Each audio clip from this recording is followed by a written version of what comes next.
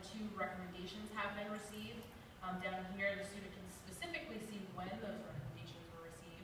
They can also resend the invitation to the recommender. So if they know that the deadline's coming up and they haven't been received, they can hit resend and an email again will be sent to the recommender.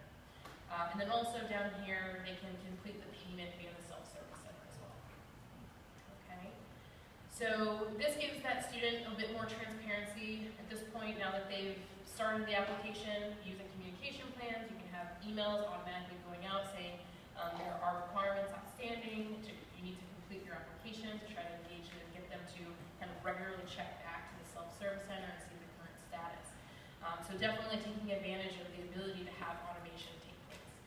They can actually print, they can also print their applications with content that they have filled out. They can have that displayed here as well. Quick other things that can happen in the self-service center, there is profile, which allows for them to kind of just make updates to their contact information. There is the ability to update their contact preferences. So within Radius, they can opt out of certain communications. So if they are an applicant or current student, they may opt out of event information that they may not want anymore. So therefore, they're not opting out of all future communications. It's just simply you can define what categories of messages you may be sending, and therefore they can opt out of some messages as they like. And then they can change their password. So ultimately, as applications are submitted or even started, another feature is the applications, and this gives you an opportunity to see all applications that are in Radius. So this is another list view. You're able to see applications that are in progress. This is a requirement status progress bar, allowing for you to see of those checklists, how close are the student to completing or giving you all of the related items. So the essay, the resume, the requirements, the recommendations gives you this progress bar. And kind of helps you to define how do you want to continue to engage with students. Are you focusing on those that are all those items have been received and they just haven't submitted their form? Or are you particularly focusing on those that have actually submitted your form, but they haven't sent in their resume or the recommendations haven't been received? So giving you an opportunity to see the differences there. And then of course you have the ability to create various list views within applications. So you may have those that are ready for review, those that the payments have not been received, and so forth. So really again giving you an opportunity to kind of define who you want to see within applications. And so the final thing I want to make sure to show is the decisions feature as well. So again, if I go to sign into the self-service center as a particular contact, this is a different self-service center. So this is why you're seeing different branding here. If I click into applications, in this case, again, it's a toy dentist, but it's a different set of applications I'm seeing here.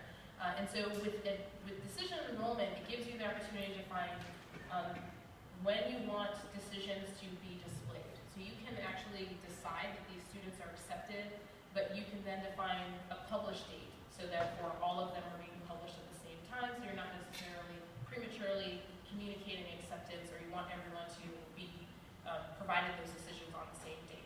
So in this case here, I'm seeing decision admit, and what you're able to do is associate a decision letter with your decisions, as well as if you want to associate an enrollment form to that decision as well. So in this case, I have admit, and by clicking admit, within the self-service center, you can also display your decision letter. And so this keeps that whole process online. It helps to kind of automate that process in terms of exposing the decision immediately without necessarily having to wait for it to come in the mail. And this is also, we hear, very helpful for your international students that need that decision letter in hand to start that visa process, right? So it gives them the opportunity to print this out immediately so they can get that process started immediately as well. And then you'll notice at the top, in this case, if I'm trying to do enrollment as part of Radius as well, or the decision process, you can build on an enrollment form.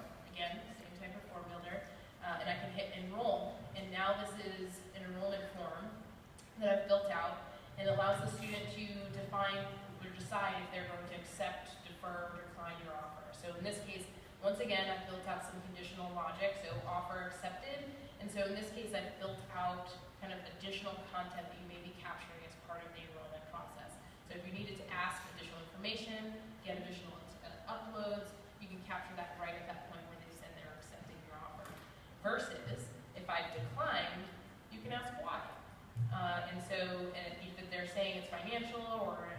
another school, you may ask kind of, where is it that? So therefore, you're kind of starting to figure out, perhaps at this point, asking why is also kind of a competitive opportunity to really identify what is kind of causing your quality students to go somewhere else, and therefore perhaps identify how you can start combating that right off the bat. Okay? So, that was a lot of information, I know. But